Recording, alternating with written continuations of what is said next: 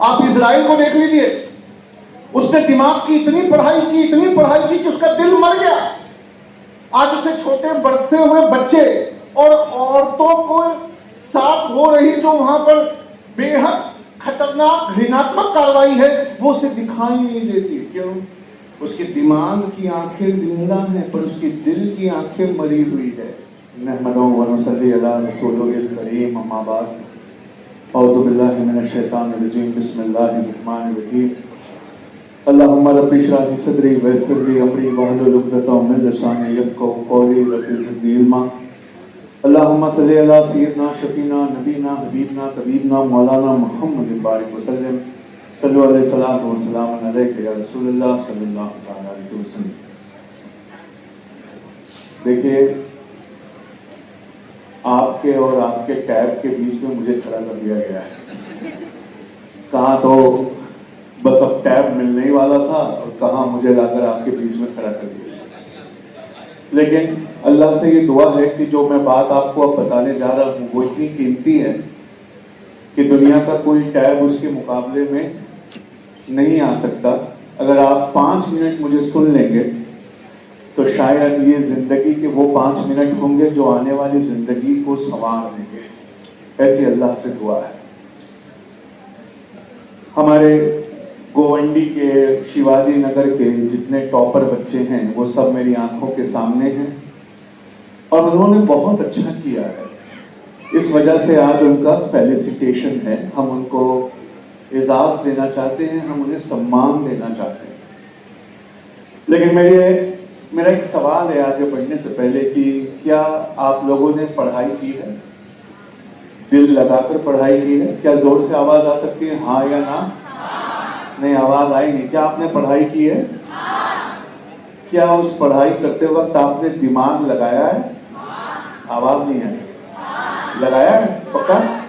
तो जो पानी का फॉर्मूला हमें 5th स्टैंडर्ड में पढ़ाया जाता है वो क्या फॉर्मूला है? और जोर से, यानी 2 हाइड्रोजन और 1। छोटा सा सवाल है सिर्फ ये साबित करने के लिए कि आपने पढ़ाई नहीं की है, आपने उल्टी की है। बहुत सारा खाकर एग्जाम के आंसर शीट पे आप उलट कर आए हो, बस इतना ही आपने किया है। इसको साबित करने के लिए मैं आपसे एक सवाल पूछता हूँ। अगर एक पानी की बोतल मैं आपको अभी दूं तो वहां बैठे बैठे या बाहर निकलकर क्या आप उस पानी की बोतल से आग लगा सकते हैं?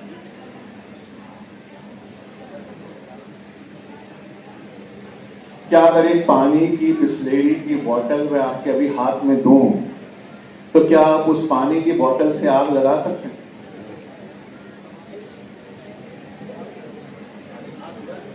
आग बुझा सकते हैं, ये सर बता रहे हैं, उनका काम आग बुझाना है। मैं कह रहा हूं पानी से आग लगा सकते हो क्या? हाँ, एक बच्चा है। तो सोचिए, यहां इस वक्त गोवंडी और शिवाजी नगर के सारे टॉपर बैठे हुए हैं और उन्होंने एग्जाम में इतना अच्छा किया है कि आज उन्हें टैब और लैपटॉप मिलने वाला है। लेकिन एक सवाल का जवाब जो है वो नहीं दे पा रहे कि क्या हम पानी से आग लगा सकते हैं। ये है कि हम पढ़ाई करते हैं पर पढ़ाई करते वक्त रटते ज्यादा है, दिमाग कम लगाते। वरना आप मुझसे कहते हैं हाँ सर आग लगाई जा सकती है पानी की बोतल से। क्या, कैसे? तो आप कहते हैं कि सर एक पेज दे दो, पानी की बोतल दे दो और मैं बाहर निकल के सूरज की रोशनी को उस पानी की बोतल से गुजार कर इस पेपर पे फोकस करूंगा। मैं उस पानी की बोतल को एक मैग्नीफाइंग ग्लास की तरह सूरज की रोशनी को उसमें से गुजार कर एक पॉइंट इस पेपर पे ऐसा बनाऊंगा कि ये पेपर में आग लग जाएगी। आप सोचिए, आपने सिर्फ रटाना, जिसको कहते हैं ना रोड लर्निंग, खूब सारी रटाई की और एग्जाम में जाकर खूब सारी उल्टी की। इसलिए जब हम कहते हैं ना कि हमारे बच्चों के 99.6% आए, 99.7% आए, वो परसेंट इस बात के हैं कि किसने कितनी अच्छी उल्टी की है। आखिरी सेकंड तक खूब सारा अपने दिमाग में समाकर और हम जाकर उस पेपर पे उल्टी कराते हैं, पढ़ते समय दिमाग नहीं लगाते। आपको यकीन नहीं हो रहा? एक सवाल और पूछता हूं, फिर बताता हूं पढ़ाई कैसे करनी है। यहां पर अक्सरियत में मुसलमान बैठे हैं और कुछ बेहतरीन हिंदू भाई भी बैठे हैं या हिंदू बहनें भी हैं। एक सवाल पूछूं, क्या आप सब अल्लाह में, ईश्वर में विश्वास रखते हैं? आवाज नहीं है। क्या अल्लाह है? क्या वो कादिर कुदरत है? क्या वो दुनिया की हर चीज पे कुदरत रखता है? तो मेरा एक सवाल है, अल्लाह कुदरत रखता है और सबसे ताकतवर है, इसका सबूत मुझे इस पानी की बोतल से दीजिए। सर, हर चीज में पानी की बोतल क्यों आ रही है? क्योंकि मैं नाश्ता करने के बाद पानी पीना भूल गया था। अब आप सुनिए, जिस बात ने पूरी दुनिया को हिला के रखा है वो ये है कि एक अल्लाह है और वो कादिर कुदरत है। कैसे? दुनिया में सबसे तेज जलने वाली चीज जिसका बॉम्ब बनाने पर वो एटम बॉम्ब से ताकतवर है। आपको आज जाकर चैट जीपीटी या गूगल से पूछना चाहिए कि दुनिया का सबसे ताकतवर बम कौन सा है, तो वो बताएगा हाइड्रोजन बॉम्ब। और एक ऐसी चीज जिसके बिना दुनिया में कोई चीज जल नहीं सकती, हम उसे ऑक्सीजन कहते हैं। इसीलिए साइंस की किताबों में जलने को ऑक्सीडेशन कहा जाता है। वो ऑक्सीजन जिसका एक्सपेरिमेंट आपने बचपन में किया था, याद है? मोमबत्ती रखो, उसके ऊपर ग्लास रखो, ग्लास के अंदर का ऑक्सीजन खत्म तो मोमबत्ती बुझ जाती थी। यानी ऑक्सीजन के बिना कोई चीज जल नहीं सकती। और हाइड्रोजन है जो अति ज्वलनशील है, अति भड़काऊ है, वो रॉकेट में ईंधन की तरह इस्तेमाल होता है। लेकिन ये हमारा रब है, जब दो अति ज्वलनशील, अति भड़काऊ हाइड्रोजन को कहता है कि ओ दो भड़काने वालों, उस जलाने वाले के साथ मिल जाओ। यानी साइंस की किताबों में ओ दो हाइड्रोजन उस ऑक्सीजन के साथ मिलकर H2O बनाओ, तो ना ये भड़काने के काम आ रहा है, ना ये जलाने के काम आ रहा है, उल्टा है, ये बुझाने के काम आ रहा है। और यही अल्लाह है और यही उसकी ताकत है। आप सोचिए, जिसकी फितरत में भड़कना था, जिसकी फितरत में रॉकेट में ईंधन बन के जलना था, जिसकी फितरत में दुनिया का सबसे ताकतवर बम बनना था, वो जब एक जलाने वाले के साथ, एक आग लगाने वाले के साथ मिला, तो ना ये भड़का रहे हैं, ना ये जला रहे हैं, उल्टा है, ये बुझाने के काम आ रहे हैं। किसी दोस्त से कभी बोल के देखना, कल मेरे घर पे आग लगी थी। अच्छा, फिर? तो बुझाई कैसे? पता नहीं, हमने उस पे 2 हाइड्रोजन और 1 ऑक्सीजन डाला। तो दोस्त कहेगा फिर तो भड़क गई होगी। कहा नहीं, भड़की नहीं, उल्टा था, बुझ गई। जब आप सोच कर, तसव्वुर कर कर ऐसी पढ़ाई करते हैं, जब आप इमेजिनेट करते हैं, जब आप इनोवेट करते हैं, जब आप जो लिखा है उसे अपने दिमाग में कई बार सोच कर पढ़ते हैं, तब आप जाकर वो इंसान बनते हैं जिस इंसान को ये दुनिया ढूंढ रही है। वरना एक आंधी है जो आ चुकी है, और वो आंधी हमें उड़ाकर पता नहीं कहां ले जाएगी। हम उसे आर्टिफिशियल इंटेलिजेंस की आंधी कहते हैं। आर्टिफिशियल इंटेलिजेंस इंसानों के इंटेलिजेंस से इतना ताकतवर है कि वो दुनिया की कोई भी चीज कर सकता है। तो आपको पता है, नॉर्थ इंडिया में मेरी तकरीरों को बहुत पसंद किया जाता है। साउथ इंडिया में इंग्लिश में मैंने बहुत कम तकरीरें की हैं, तो उन्होंने भी सुन रखा था। तो पिछले फ्राइडे मुझे केरला बुलाया गया तकरीर करने के लिए। तो जब मैं वहां स्पीच दे रहा था, तो मैं इंग्लिश में बोलना चाह रहा था, लेकिन सामने का जो वो होता है मॉब ऑडियंस, उनकी इंग्लिश भी बहुत गहरी नहीं थी। तो हमारे सामने एक क्राइसिस था कि क्या करना चाहिए। तो मैंने अपने फोन को निकाला और मैं आपको करके दिखाता हूं कि वहां मैंने क्या किया, और फिर मैं आपसे पूछता हूं कि आप कैसी पढ़ाई कर रहे हैं। मैंने वहां चैट जीपीटी से कहा कि मैं जो कह रहा हूं इसे लाइव मलयालम में लोगों को ट्रांसलेट करके सुनाओ। और मैं तकरीर करता हूं और मेरे मुंह से निकलने की देर रहती, मेरा फोन उसे मलयालम में ट्रांसलेट करके वहां के लोगों का दिल जीत लेता। आज यहां कोशिश करते हैं कि मैं जो बोल रहा हूं वो आपको मराठी में सुनाए, देखते हैं कैसा लगता है। Hi, I want you to translate everything that now I am going to speak in Marathi so that the live audience in front of me can hear in Marathi. Can you do that? Absolutely. I'd be happy to help. Just go ahead and speak and I'll translate it into Marathi for your audience. I want them to know that rote learning is of no use.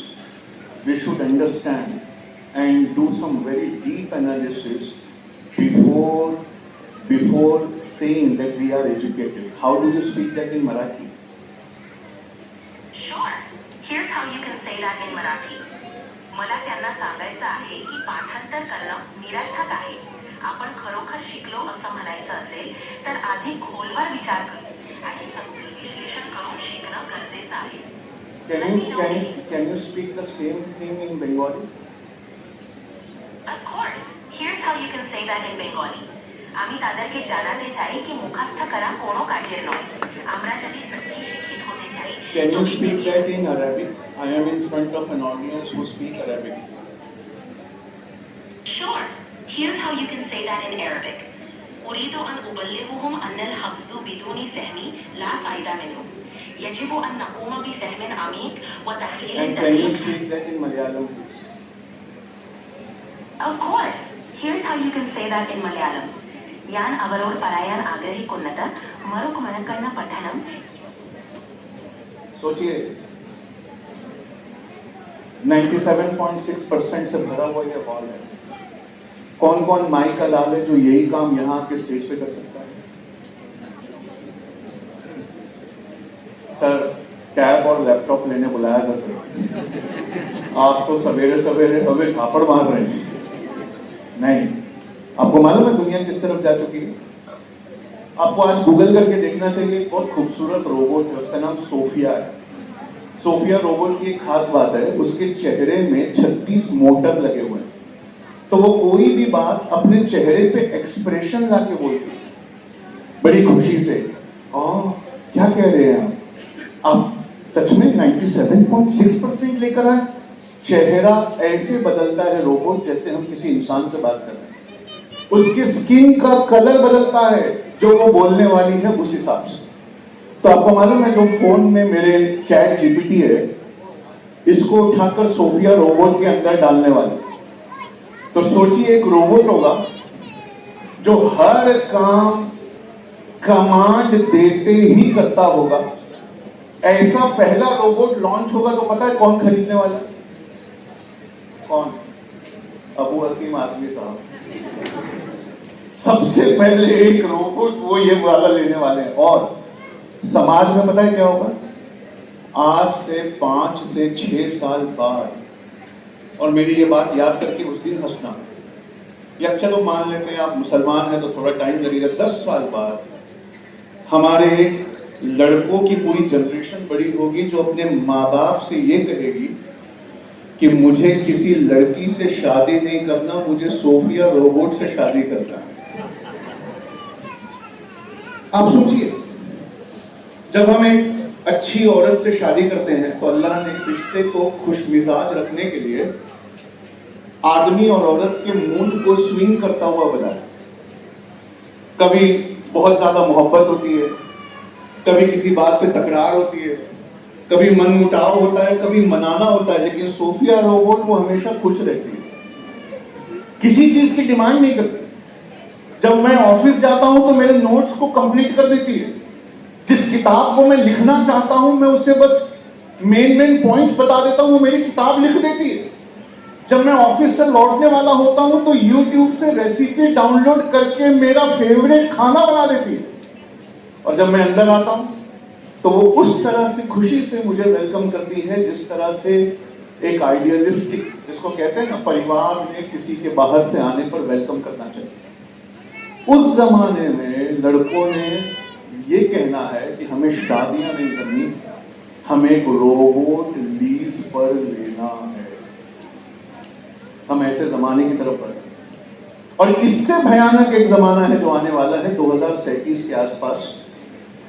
किसी family में कोई बच्चा किसी accident की वजह से गुजरने वाला होगा और माँ बाप वहां रो रहे होंगे, तो एक ड्रोन उड़ता हुआ आएगा और ड्रोन कहेगा कि अगर आप क्रेडिट कार्ड मुझे दें तो मैं अभी इसके दिमाग को स्कैन करके इसकी मेमोरी को अपने अंदर स्टोर कर दूं। आप जैसे ही क्रेडिट कार्ड लगाएंगे, मरने के 5 मिनट बाद तक साइंस कहता है दिमाग जिंदा रहता है, तो वो उस मेमोरी को स्कैन कर दे।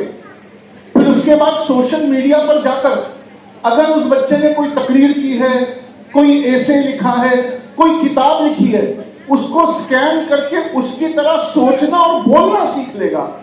और 2037 एक ऐसा साल होगा कि हमारे घर की घंटी बजेगी, जब हम दरवाजा खोलेंगे तो सोफिया रोबोट नहीं होगी, हूबहू उस बच्चे के जैसा दिखने वाला एक रोबोट खड़ा होगा जिसे हम 3 दिन पहले दफना कर आए।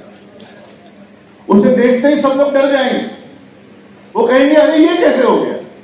लेकिन उस भीड़ में मां सामने आएगी और अपने बच्चे के बहरूपीय रोबोट को देखकर रोने लगेगी, तो रोबोट उसे कहेगा मां रो मत, बताओ मेरी पहली स्कूल का नाम क्या था, बताओ मेरी फेवरेट आइसक्रीम कौन सी है, बताओ तुम मुझे कहां घुमाने ले गई थी, बताओ तुम मुझे प्यार से क्या कहती हो। मां रोने लगेगी, कहेगी ये रोबोट है, जो भी है जैसा भी है मैं इसके सहारे जी लूंगी, मुझे ये चाहिए। ऐसा है एक जमाना जो आने वाला है। उस जमाने की तैयारी में अगर आप रट कर पढ़ाई करेंगे तो आप उस जमाने के लिए तैयार नहीं हो। हमारे स्टेज पर एक आईएएस बैठी है, इन्होंने बड़ी मेहनत से दुनिया के टफेस्ट एग्जाम को क्रैक किया है। आपको मालूम है वो दुनिया का सबसे टफेस्ट एग्जाम क्यों है? क्योंकि उस एग्जाम को क्रैक करने के लिए आप किसी रोबोट का सहारा नहीं ले सकते। मैं एक एग्जांपल देता हूं आपको। आपने एलेक्सा देखी? एलेक्सा से आप दिन भर बात कर सकते हैं और इस फोन में सीरी है। Hey Siri, hey Siri, can you talk with me? देखा, वो सुनती है, हमारी हर बात सुनती है। जैसे ही हम उसे सीरी कहते हैं वो जग जाती है, कहती है hello, how can I help you, क्या कर सकती हूं मैं आपके लिए। अब ध्यान से सुनना, ये एलेक्सा और सीरी का एक छोटा सा मशीन आता है 3.5 लाख रुपए का। तो आज घर जाकर अपने अब्बा से कहना है कि अब्बा हमें वो मशीन चाहिए। अब्बा कहेंगे क्यों? कहा कोचिंग में खर्चा नहीं करना है, सर आए थे दिल्ली से बता के गए सीरी को कान में पहनकर पेपर देने जाना है और पेपर देते समय धीरे से सवाल पढ़ना है ताकि सीरी सुन ले। तो इमेजिन करिए, जैसे ही आपने सवाल देखा और सीरी से कहा सीरी पानीपत की, सर पानीपत की पहली लड़ाई ये बाबर और हेमू द विक्रमादित्य के बीच में हुई थी। नहीं, पानीपत की पहली लड़ाई सीरी, पानीपत की पहली लड़ाई सर ये बाबर और इब्राहिम लोदी के बीच में हुई थी।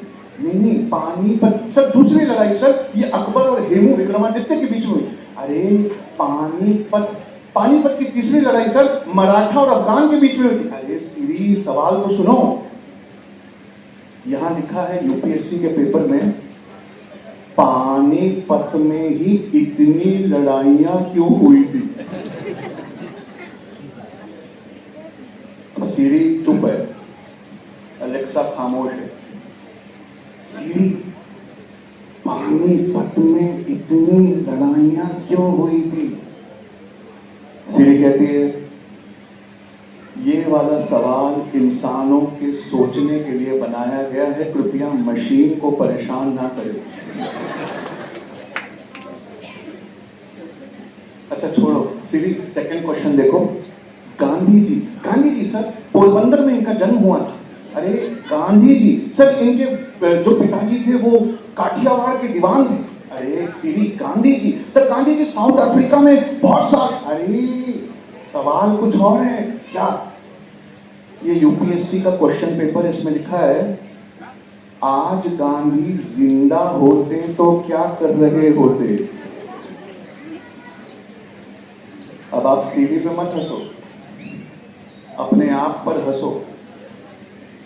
कि आपने गांधी जी के फैक्ट्स को रट लिया, आपने पानीपत की 3 लड़ाइयों को रट रट कर तैयार कर दिया, खूब अच्छी उल्टी की, उस उल्टी के बदले आज लैपटॉप और टैब लेने भी हम आए हैं।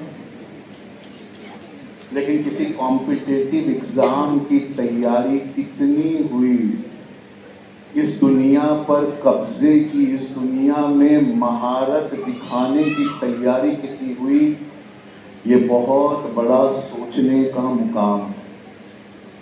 आने वाले जमाने में आपको नौकरी क्यों दी जाए? आपकी जगह एलेक्सा, सीरी या चैट जीपीटी या सोफिया रोबोट को क्यों ना रख दिया जाए? आने वाले जमाने में क्या इस बात पर आपको नौकरी दे दी जाए कि आप बहुत सारा रट कर पास हुए, जबकि सिंगल क्लिक करने पर, सिर्फ एक क्लिक करने पर दुनिया की सारी इंफॉर्मेशन हमारी आंखों के सामने डिस्प्ले हो जाती है। इसलिए आज मुझसे एक वादा करना होगा, और ये वादा बहुत इंपॉर्टेंट है। क्या आप करने को तैयार हैं? अरे हाँ कि ना? तो ये वादा ये है कि आज से किसी पन्ने को हम रटेंगे नहीं। वादा करिए, आज से किसी पेज को हम रट कर नहीं पढ़ेंगे, बल्कि उसे समझकर, एनालाइज करके, जब तक वो दिल और दिमाग पे छप ना जाए तब तक हम उसे पढ़ते रहेंगे। पक्का वादा? आज से सिर्फ पढ़ाई नहीं करेंगे, अपने पढ़े हुए पर बैठकर सोचेंगे। क्या करेंगे? बैठकर। तो एक बहुत अच्छे कॉम्पिटिटिव एग्जाम में एक बहुत अच्छा सवाल इंटरव्यू में पूछा गया, और इसका जवाब चैट जीपीटी और एलेक्सा और अमेज़न नहीं दे सकते। एक इंटरव्यू में ये इतना अच्छी बात पूछी गई कि साहब, एक बस स्टॉप है और रात हो गई है और बारिश होने वाली है और 3 लोग खड़े। एक डॉक्टर जिसने आप जब गरीब थे तो फ्री में ऑपरेशन करके आपकी जान बचाई, एक बूढ़ी औरत जिसे अगर इलाज नहीं मिला तो थोड़ी देर में मर जाएगी, और तीसरा वो शख्स जिससे आप शादी करना चाहते हैं। ये तीनों वहां बस स्टॉप पे खड़े हैं, आखिरी बस जा चुकी है, अंधेरा है, पानी बरसने वाला है, और आपकी स्कूटी पर सिर्फ एक सीट है। तो बताइए, इन तीनों में से आप किसको लिफ्ट देंगे? कितने लोग हैं जो डॉक्टर को लिफ्ट देंगे? हाथ उठाओ। 2 ही लोग हैं। कितने लोग हैं जो बूढ़ी औरत को लिफ्ट देंगे जो मरने वाली? मैक्सिमम हाथ है। देखा, मुसलमान का दिल बड़ा रहम वाला होता है। कितने लोग हैं? क्या कोई नहीं है यहाँ जो अपने से शादी जिससे होने वाली है उसको लिफ्ट देगा? कोई है? देखा, लड़कों के हाथ सबसे ऊपर जाते।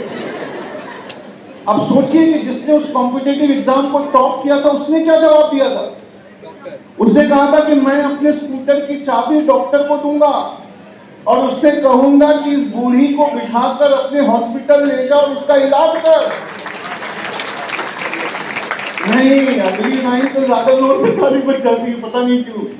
मैं अपने स्कूटर की चाबी डॉक्टर को दूंगा और कहूंगा कि इस बुढ़िया को बिठाकर ले जा, इसका इलाज कर, और मैं अपनी मोहब्बत के साथ वहां पानी में भीगूंगा।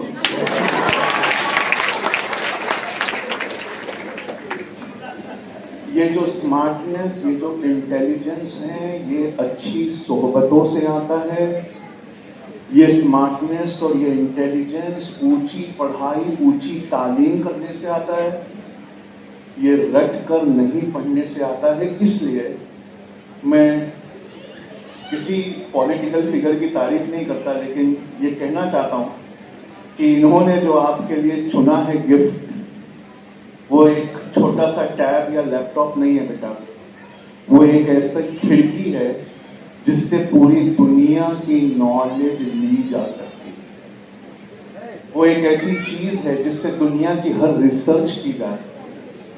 और आपने मुझसे अभी अभी वादा किया है कि आप रिसर्च करेंगे, आप मेहनत से पढ़ेंगे। आपको और एक चीज बताकर मैं अपनी बात को खत्म करता हूं। हमें एक नई तरह की तालीम की जरूरत है। पता है कौन सी तालीम? हम अपने दुश्मन के नजरिए से या वो इंसान जिसके दिल में हमारे लिए नफरत डाल दी गई है, उसके नजरिए से भी हमें सोचना आना चाहिए। इसे असली एजुकेशन कहते हैं। मैं इसकी एक मिसाल देना चाहता हूं। जितने सोशल मीडिया के प्लेटफॉर्म्स हैं, फेसबुक है, यूट्यूब है, ट्विटर है, इनमें इन सॉफ्टवेयर, इन एल्गोरिदम को एक बात बताई गई है, पता है क्या? कि तुम यूजर को रोक कर रखना, तुम उसे कहीं जाने मत दे। इसलिए यूट्यूब कहता है कि जितने लोग हमारे पास एक वीडियो देखने आते हैं, देखने वो एक वीडियो आते हैं, लेकिन 37 वीडियो देख कर जाते हैं। और यूट्यूब क्या करता है? उसका एल्गोरिदम क्या करता है? किसी चरस बेचने वाले की तरह हर वीडियो को पिछले वाले वीडियो से और गहरा और इंटरेस्टिंग सजेस्ट करता है, और हम वहां रुके नहीं, इसलिए हमें सिर्फ 3 वीडियो दिखाता है। एक नफरत से भरा हुआ वीडियो, दूसरा गुस्से से भरा हुआ वीडियो, और तीसरा लालच से भरा हुआ वीडियो। ये नफरत, ये गुस्सा, ये लालच, इनके वीडियो हम पर ऐसे असर कर रहे हैं जैसे हमारे साथ दिन भर कोई इंसान हो और उसकी बातें हम पे असर करती हैं। मिसाल के तौर पे आप कुछ भी सुनना चाहते हैं, कुछ भी सोचना चाहते हैं, मैं हर थोड़ी देर में आपको कहूं नहीं नहीं वो फला इंसान बहुत बुरा है, ये देखो सबूत। फिर आप कुछ और सोचना चाहते हैं, मैं कहूं नहीं नहीं वो इंसान नफरत करने के लायक, वो हमारे साथ नहीं रहने के लायक, देखो ये सब। पता है क्या होगा? 3 से 4-5 दिन में आप बदल जाएंगे। आप ना चाहते हुए भी उससे नफरत करने लगे। आज पूरी दुनिया के इंसानों को एल्गोरिदम्स ने ऐसे ही बांट दिया। जो वीडियो मुसलमानों को सजेस्ट होते हैं वो हिंदू हजरात को सजेस्ट नहीं होते, और जो हिंदू हजरात को सजेस्ट होते हैं वो मुसलमानों को सजेस्ट नहीं होते। उन्हें उनको जो दिखाना चाहिए वो दिखाया जाता है, और हमें जो दिखाना चाहिए वो दिखाया जाता है। और जब कोई इंसान खड़े होकर इसको चैलेंज करता है तो हाउस से उसकी सदस्यता को रद्द कर दिया जाता है। सुप्रीम कोर्ट उसे अंतरिम जमानत देने से पहले, कल का भी एक किस्सा है, एक पढ़े लिखे प्रोफेसर ने कुछ नहीं कहा, उन्होंने देश की सच्चाई उजागर की और उन्होंने कहा कि इतने खूबसूरत और बेहतरीन हमारे फौजी हैं, इसके पीछे हम वो बात नहीं छुपा सकते कि यहाँ माइनॉरिटीज के ऊपर जो जुल्म हो रहा है, इस बात पर उन पर FIR हो गई। आप सोचिए, जब वो कह रहे थे कि इस बात को हम नहीं छुपा सकते कि माइनॉरिटीज पे जुल्म हो रहा है, ठीक उसी वक्त जब वो लिख रहे थे कि बुलडोजर से घर तोड़े जा रहे हैं, ठीक उसी वक्त अहमदाबाद में उसी दिन उसी वक्त सियासत नगर में 8000 मुसलमानों और दलितों के घरों को तोड़ा। इसलिए हमें पढ़े लिखे लोग नहीं चाहिए, हमें ऐसे पढ़े लिखे लोग चाहिए जिनमें थोड़ी हिम्मत भी हो। आपके पढ़ने लिखने से, अभी मैडम यहां खड़ी थी, कह रही थी कौम को, देश को, समाज को बहुत बहुत फायदा होगा। नहीं सर, फायदा तब होगा जब आप तालीम के साथ थोड़ी हिम्मत भी दिखाएंगे, वरना मैक्सिमम पढ़े लिखों का क्या होता है? वो एक पढ़ी लिखी से शादी करके लाइफ में सेटल हो जाता है। और जिसने लोगों ने अच्छी पढ़ाई की, उसके बाद किसी पढ़े लिखे से शादी की और वो सेटल हो गए, उनकी मौत 25 साल की उम्र में ही हो जाती है। सिर्फ उनका कफन दफन 60 या 70 में होता है। आप मेरी बात की गहराई नहीं समझ पा रहे हैं। जिसने नौकरी की, बॉम्बे में ऐसी नौकरी होती है, मैं जानता हूं, फादर सवेरे 5 बजे लोकल पकड़ के जाते हैं और रात को 11 बजे लोकल पकड़ कर आते हैं। सवेरे इतना सवेरे जाते हैं कि बच्चे सोए रहते हैं, और रात को इतना रात को आते हैं कि बच्चे सोए रहते हैं। उनकी अपने बच्चों से मुलाकात सिर्फ संडे के संडे होती है। उन्हें संडे वाला फादर कहते हैं। आप सोचिए, अगर पढ़ लिख कर किसी ऐसी नौकरी में आप फंस गए और आप संडे वाला फादर या मदर बनकर रह गए, तो आपकी मौत उसी दिन हो गई जिस दिन आपकी नौकरी लगी। न इससे देश को कुछ मिला, न समाज को कुछ मिला, न ये कम पढ़ी लिखी कम्युनिटी को कुछ मिला। हाँ, आप मर गए हमारे लिए, सिर्फ आपका कफन दफन हम 60 या 70 की उम्र में करें। इसलिए मेरे आखिरी बात को बहुत ध्यान से रखना बेटा। पढ़ लिख कर एक IAS बनना, एक IPS बनना, एक जज बनना, पढ़ लिख कर वो कर्नल सोफिया कुरैशी की तरह आर्मी में एक बड़े मेजर के पद पे जाना, लेकिन वहां जाने के बाद अपने दिल को मरने मत देना। दो तरह की तालीम होती है, दो तरह की तालीम होती है, एक्चुअली 3 तरह की तालीम होती है। आज आप गूगल करके देखना कि न्यूरॉन्स कहाँ कहाँ मिलते हैं। आपको मालूम है ना न्यूरॉन्स क्या होते हैं? दिमाग का वो हिस्सा जो याद करता है। हमारा दिमाग न्यूरॉन्स का बना हुआ है, लेकिन जब आप गूगल करेंगे तो उसमें लिख कर आएगा कि जितने दिमाग में न्यूरॉन्स हैं उससे थोड़ा ही कम लेकिन बहुत ज्यादा न्यूरॉन्स दिल में भी है, और उससे थोड़ा ही कम लेकिन बहुत ज्यादा न्यूरॉन्स हमारे पेट में भी है। और इन तीनों न्यूरॉन्स को पढ़ाने के लिए अल्लाह ने आपको जिम्मेदारी दी है। वो जो दिमाग में न्यूरॉन्स होते हैं उनकी ट्रेनिंग, उनकी एजुकेशन ये दुनिया के सिलेबस से आती है। डॉक्टर, इंजीनियर या पीएचडी करने से दिमाग के न्यूरॉन्स तालीम याफ्ता होते हैं, लेकिन मजहब, रहम, इंसानियत, सीरत के किस्से, कुरान की तफसीर पढ़ने से दिल के न्यूरॉन्स की तालीम होती है। आप इजराइल को देख लीजिए, उसने दिमाग की इतनी पढ़ाई की, इतनी पढ़ाई की कि उसका दिल मर गया। आज उसे छोटे बढ़ते हुए बच्चे और औरतों को साथ हो रही जो वहां पर बेहद खतरनाक घृणात्मक कार्रवाई है वो उसे दिखाई नहीं देती। क्यों? उसके दिमाग की आंखें जिंदा हैं पर उसके दिल की आंखें मरी हुई है। हमें ऐसे पढ़े लिखे लोग नहीं चाहिए जिनके दिमाग ने 99.6% लाए हैं, लेकिन जिनका दिल कुरान, हदीस, सीरत इससे खाली है। ऐसे लोग अपने माँ बाप को घर से निकाल कर क्या करते हैं हम सब जानते हैं। लेकिन तीसरी तालीम भी उतनी ही जरूरी, और वो तीसरी तालीम जो है वो हमारे पेट के अंदर के न्यूरॉन्स। अब आप सोचिए कि अल्लाह पाक ने दिमाग में न्यूरॉन्स डाले दुनियावी तालीम के लिए, दिल में न्यूरॉन्स डाले दीनी तालीम के लिए, लेकिन पेट में न्यूरॉन्स डालने की क्या जरूरत थी मेरे रब? तो गूगल कहता है कि पेट में 300 मिलियन न्यूरॉन्स होते हैं, वो क्या याद रखते हैं?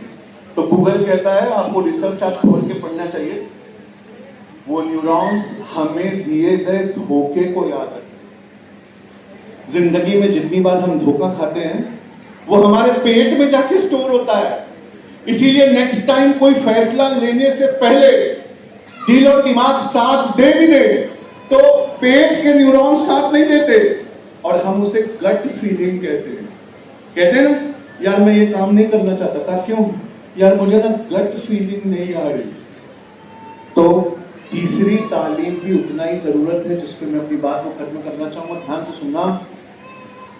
स्कूल में पढ़ चुके, घरों में रोज 1 घंटा निकालो, अच्छी सीरत पढ़ो, अच्छी तफसीर पढ़ो, हो सके तो रामायण और महाभारत की मर्यादा पुरुषोत्तम की कहानियां भी पढ़ो, गौतम बुद्ध भी पढ़ो, और दुनिया के सारे रसूलों के जो सरदार है हमारे पैगंबर आजम उनकी सीरत को पढ़ो, ताकि दिल भी जिंदा रहे। दिमाग और दिल दोनों को जिंदा रखना। और उसके बाद जो सपना है ना, जो ख्वाब है तुम्हारा, उसके लिए पहला कदम उठाना है। और पहला कदम उठाते ही जब नाकामयाबी मिलेगी, डरना नहीं है, अपने दिल से कहना ये मेरे पेट में जाके स्टोर हो रही है, अगली बार मैं ये कदम नहीं उठाऊंगी, वो कदम उठाऊंगी। फिर वो उठाया, उसमें भी नाकामी मिली, कोई बात नहीं। तीसरा कदम, उसमें भी नाकामी मिली, कोई बात नहीं। एडिसन की हिस्ट्री पढ़ के देखिए, थॉमस एडिसन ने 1002 बार वो फेल हुए और 1003वीं बार जाकर बल्ब बनाया। जब उन्होंने बल्ब बनाया तो लोगों ने उनसे कहा आप 1002 मर्तबा फेल हुए। उन्होंने कहा नहीं, मैं फेल नहीं हुआ। 1002 मर्तबा मैंने उन फॉर्मूलों को सीखा जिससे बल्ब नहीं बनता, और 1003वीं बार मुझे वो फॉर्मूला मिला जिससे बल्ब बनता है। तो मेरी आखिरी बात हमेशा के लिए याद रखना, और हो सके तो मेरे पीछे रिपीट करो।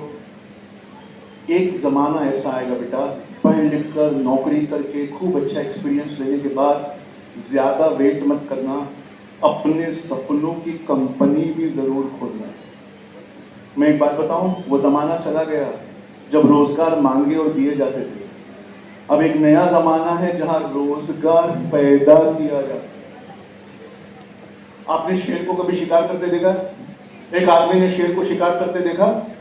शेर ने खाया, उसके बाद अपने बच्चों को खिलाया, उसके बाद पीछे से गीदड़ आया, उसने खाए, सियार आया, लोमड़ी आई, उसके बाद चील और कौवे आए, उसके बाद कुत्ते आए, उसके बाद चींटियां आई, हर एक को गिज़ा मिली और शिकार जो है वो शेर ने किया था। हमें लोमड़ी, गीदड़, सियार, चींटी, चील, कौवे नहीं बनना है, हमें शेर बनना है। और हमें इतना बड़ा शिकार करना है, इतनी बड़ी कंपनी खोलना है, इतना बड़ा ऑर्गेनाइजेशन लाना है। अल्लाह ने हमें उसी के लिए भेजा है। हमें 9 से 9 रात की ड्यूटी करने के लिए नहीं भेजा है। आपने कभी लोकल में रात को 7 बजे काम से लौट रहे लोगों को लोकल में लटके देखा है? ऐसा लगता है उनका चेहरा देख के कि लाशें जा रही हैं। ये लाशें अब घर जाएंगी और सो जाएंगी। अल्लाह ने हमें लाशें बनने के लिए नहीं भेजा है, हमें मेहनत करके कुछ खड़ा करने के लिए भेजा है। और वो खड़ा करने में दुश्वारियां आएंगी, लेकिन मैं आपको एक फॉर्मूला देना चाहता हूँ, ध्यान से सुनना और मेरे पीछे रिपीट करना। सक्सेस हमेशा सही डिसीजन लेने से मिलता है। बोलो सक्सेस, जोर से बोलो, सक्सेस हमेशा सही डिसीजन लेने से मिलता है। अरे जोर से बोलो, जिंदगी का सबसे बड़ा फॉर्मूला दे रहा हूं। सक्सेस हमेशा सही डिसीजन लेने से मिलता है और सही डिसीजन एक्सपीरियंस से आता है और एक्सपीरियंस गलत डिसीजन लेने से आता है।